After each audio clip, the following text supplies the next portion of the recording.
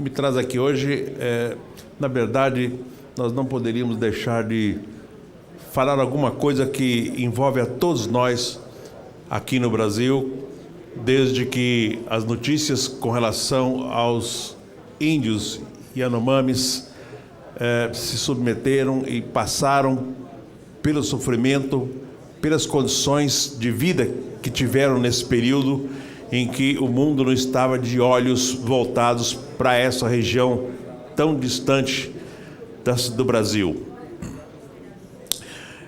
Mas esse assunto não é apenas falar e discutir e criticar. É importante refletir sobre a história recente da discussão do índio no Brasil. Foram mais de 400 anos praticamente esquecidos e, na verdade, só mesmo no período de Getúlio Vargas, quando, de uma proposta de interiorização do Brasil, um projeto de levar para a região do Roncador Xingu, um projeto de interiorizar, encontrar novas fronteiras, é que nós nos deparamos com a realidade dos índios no Brasil.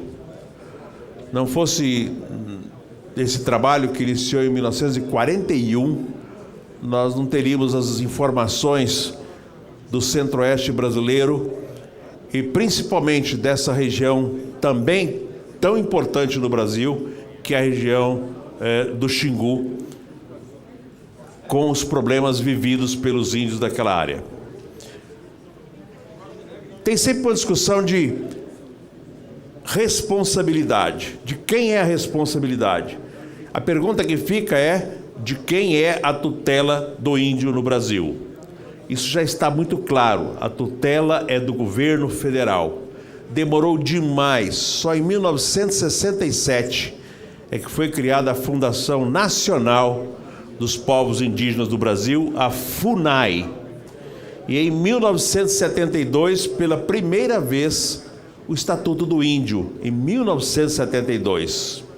Daí para frente, muito pouco nós tivemos de agregar na legislação que pudesse proteger os povos indígenas do Brasil. Muito, muito pouco. Até mesmo a nossa Constituição Cidadã, de 89, não tem um capítulo específico para tratar dos povos indígenas. Uma Constituição tão importante, com a beleza, com a clareza moderna como a nossa, na verdade, deixou de fora um dos aspectos mais importantes da nossa civilização, que é a responsabilidade federal com os povos indígenas. A responsabilidade é da FUNAI. Eles têm a tutela do índio no Brasil.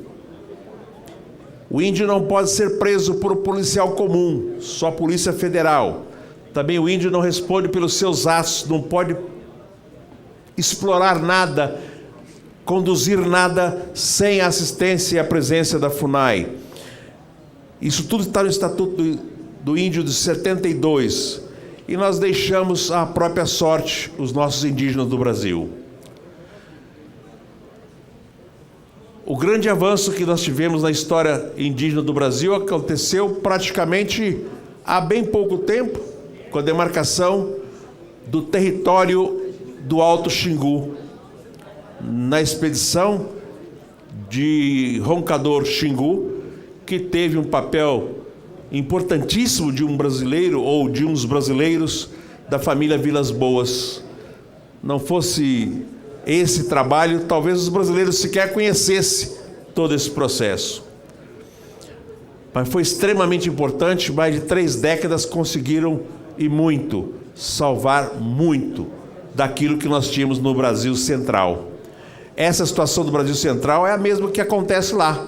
Quando a Transamazônica passou pelas aldeias indígenas, o volume e o número de mortos índios daquela época foi muito grande e morreram de doenças que o próprio homem tem, e a baixa imunidade dos índios, por não terem contato com infecções, levou à morte.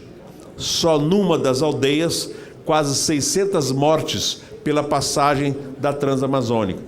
Nada disso foi notícia, nada disso veio à tona, mas agora isso que acontece no Xingu é realmente um desastre que a humanidade não vai se esquecer.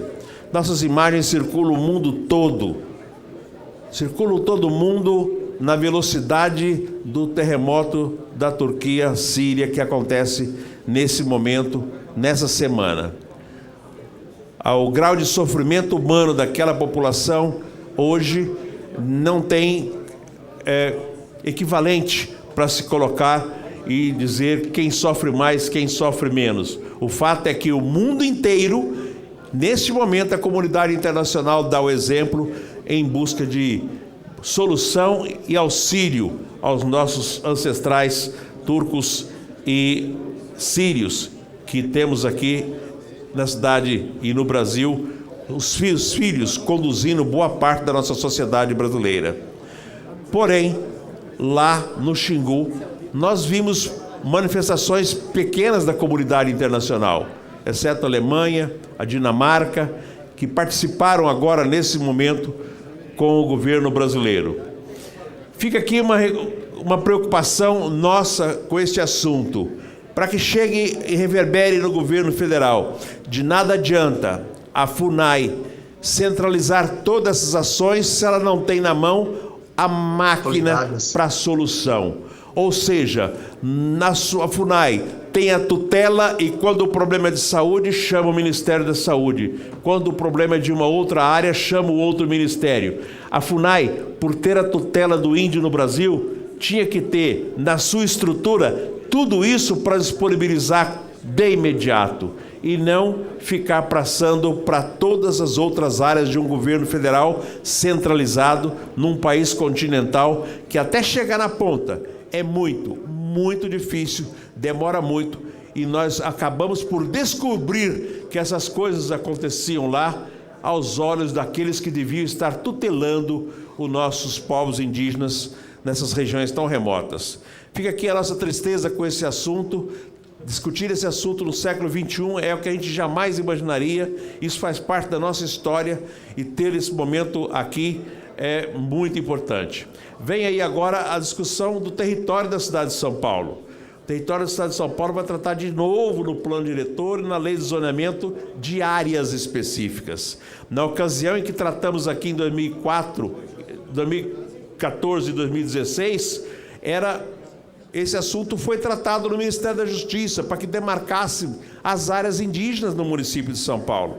De nada adianta eu colocar um desenho colocando na zona sul e no extremo norte da cidade uma área demarcada no nosso zoneamento de área indígena, se essa não teria a responsabilização do Ministério da Justiça na demarcação dessa terra pelo governo federal. Portanto, é importante nesse momento que a gente possa tratar do assunto do índio na casa, para que a gente possa, quem sabe, essa revisão poder incluir a discussão do território indígena dentro da cidade de São Paulo. As áreas já são deles, é questão de demarcação e é questão de tutela. A tutela é federal, mas quem mantém as atividades descentralizadas das ações na ponta é o município de São Paulo na educação, e nós temos os nossos céus para os indígenas, é a saúde, e nós temos unidades de saúde lá mesmo. Fica aqui a nossa lembrança desse assunto, é um assunto que deve ser tratado e nós não podemos omitir. Muito obrigado, presidente.